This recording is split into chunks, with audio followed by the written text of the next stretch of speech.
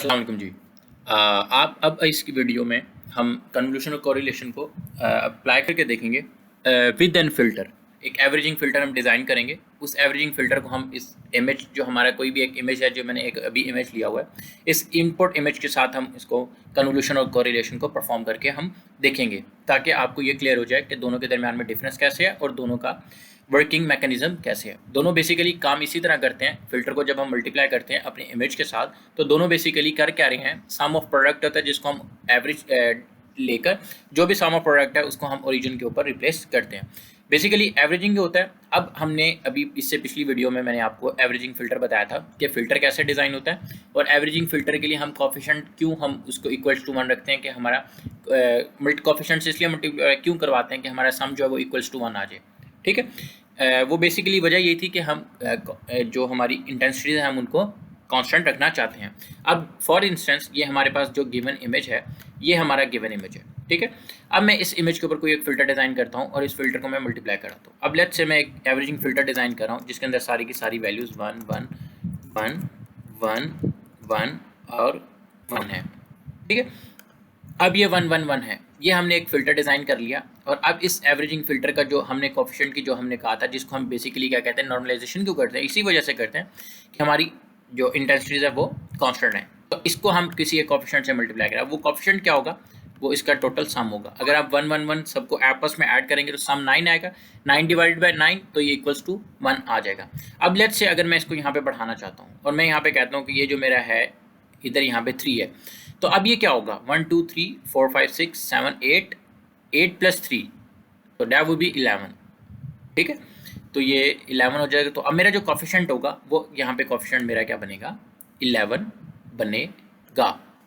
ठीक है, अब ये हम पहले बात कर लेते हैं कोरिलेशन की, कन्वोल्यूशन कोरिलेशन की बात कर लेते हैं, कन्वोल्यूशन को फिर हम डिस्कस करते हैं। कोरिलेशन का आपको पता चल गया कि हम क्या करते थे पिछली, अगर आपको नहीं समझ आया था कि कोरिलेशन में कैसे हमारा मैकेनिज्म परफॉर्म करता है, तो आप पिछली वाली वीडियो, इससे जो पिछले वाली वीडियो है उसके अंदर आप कोरिलेशन को पढ़ सकते हैं कि कोरिलेशन कैसे काम करता है।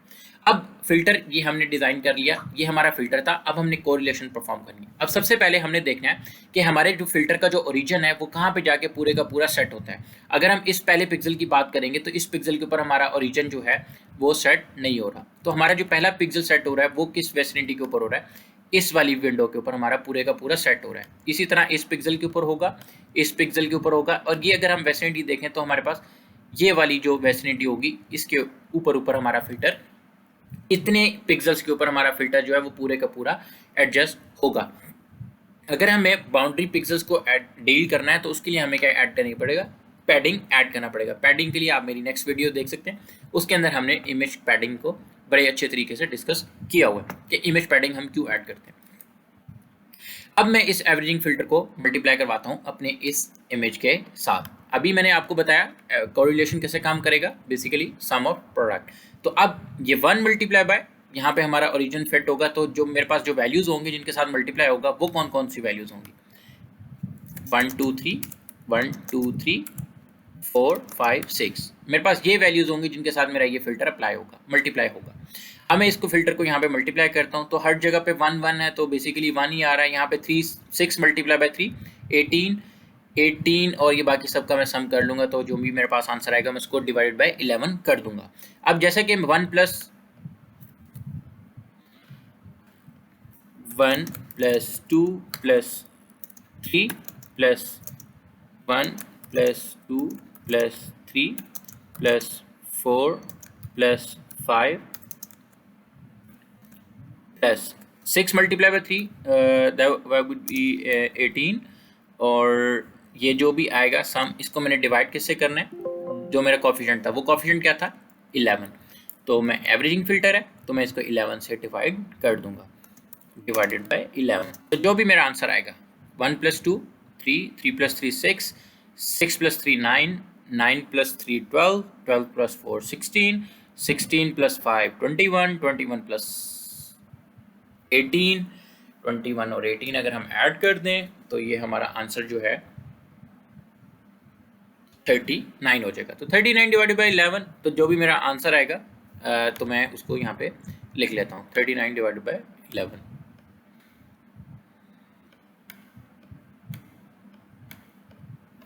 कैलकुलेटर से इसको कैलकुलेट कर लेते हैं जी। 39 डिवाइडेड बाई 11, तो ये मेरा आंसर आ जाएगा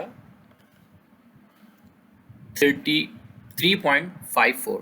3.54 है तो मैं इसको क्या कर दूंगा, 4 कर दूंगा। तो अब मेरा जो आउटपुट आएगा इस जगह पे, ये जो वेसिनिटी, ये वाली मैंने वेसिनिटी सिलेक्ट की थी, ये वाले जो पिक्सेल्स लिए थे, अब इस जगह पे कॉर्नर पे मेरे पास क्या जाएगा 4, तो मैं ओरिजिन के ऊपर 4 को रिप्लेस कर दूंगा। इसी तरह मैं नेक्स्ट के ऊपर अप्लाई करूंगा, तो नेक्स्ट जो मेरे पास जो पिक्सेल्स आएंगे वो मेरे पास पिक्सेल्स कौन कौन से आएंगे, इस वेसिनिटी वाले आएंगे 4, ये वेसिनिटी वाले मेरे पास पिक्सेल्स आएंगे जिनके अंदर 234 प्लस 5 6 7, तो मैं इस सर को यहाँ पे अप्लाई करके ऐड कर लेता हूँ। तो ये मेरा जो आंसर आएगा 2 plus 3 plus 4 plus 2 plus 3 plus 4 plus 5 plus 6 plus 7 multiply by 3, तो ये मेरा हो जाएगा 21। तो ये मेरा आंसर आएगा 50 डिवाइडेड बाय 11, तो ये मेरा आंसर आएगा 4.54। तो मैं इसको अब किसके अंदर कन्वर्ट कर दूंगा, 5 के अंदर चेंज कर दूंगा। इसी तरह मेरा नेक्स्ट वाली वेसिनिटी होगी, तो अब वो जो वेसिनिटी होगी वो ये वाली वेसिनिटी होगी।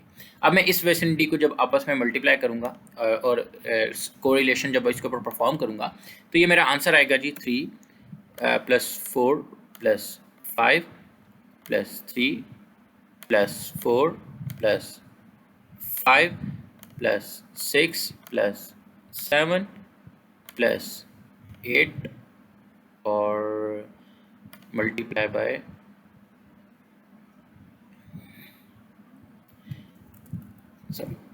8 3 24 प्लस 37, तो ये मेरा जो आंसर आया 61 डिवाइडेड बाय 11, तो ये मेरा आंसर आ जाएगा 5.5। तो अब 5.5 आया तो मैं इसको अपडेट कर दूंगा 4 5 6 हो जाएगा।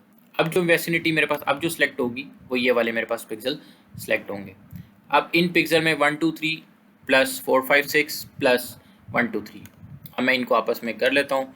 1 plus 2 plus 3 plus 4 plus 5 plus 6 plus 1 plus 2 plus 3 multiply by 3 9, तो प्लस 9 हो गया। तो जो भी मेरा आंसर आएगा इसको मैं 11 से डिवाइड कर दूंगा, तो ये मेरा आंसर आ जाएगा 3, तो ये मेरे पास 3 आ गया। इसी तरह मेरे पास अब नेक्स्ट वेसिनिटी होगी। अब नेक्स्ट वेसिनिटी में जो मेरे पास जो पिक्सल आएंगे वो पिक्सल कौन से होंगे, 2 3 4 5 6 7, ये वाले पिक्सल्स होंगे। अगर आप नोट करें 2 3 4 5 6 7 2 3 4 2 3 4 5 6 7 2 3 4, 2 multiply by 3 multiply by 4 plus multiply, sorry इसको मैंने ऐड करना था, 2 multiply by 3 plus 4 plus 2 plus 3 plus 12 plus 5 plus 6 plus 7, तो ये मेरा 46 आ गया। 46 डिवाइड बाई 11, तो ये मेरे पास 41, तो 4.1, तो ये मेरा आ गया 4। इसी तरह मैं नेक्स्ट वेसिनिटी को ले लूँगा जिसके अंदर मेरे पास होगा 3 से नेक्स्ट है जी 4 प्लस 5 प्लस 6 7 8 6 7 8 और फिर 3 4 5 3 4 5 मल्टीप्लाई बाई 3, तो जो भी आंसर आएगा, तो ये जो मेरा आंसर आएगा तो मैं इसको 11 से डिवाइड कर लूँगा। अब मैं इसको यहाँ पे परफॉर्म कर देता हूँ जी। तो जो मेरा आंसर आया ये होगा 3 plus 4 plus 5 plus 6 plus 7 plus 8 plus 3 plus 4 plus 5 3 15, तो ये 15 हो गया और डिवाइडेड बाय 11, तो ये आ जाएगा मेरे पास 5। तो अब यहाँ पे आ गया 5। इसी तरह